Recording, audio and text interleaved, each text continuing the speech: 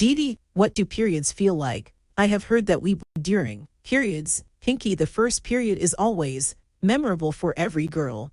Getting your periods means that you're growing up well. Let me tell you how the first period feels like. When your periods start, you might feel slight dampness in your underwear due to a small amount of blood coming out from your vagina. You can go to the bathroom and check to be sure. On getting your periods, a small amount of blood comes out of your vagina for 5 to 7 days.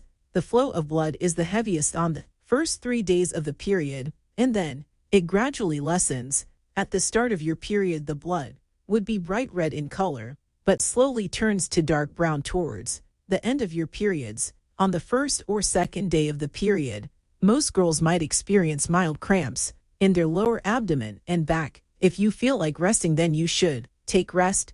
It is difficult to know exactly when you'll get your first period. That is why we should be prepared for our periods beforehand. Always keep 2 to 3 sanitary pads, an extra underwear, and some toilet papers handy with you. In the beginning, you might feel awkward to wear a sanitary pad.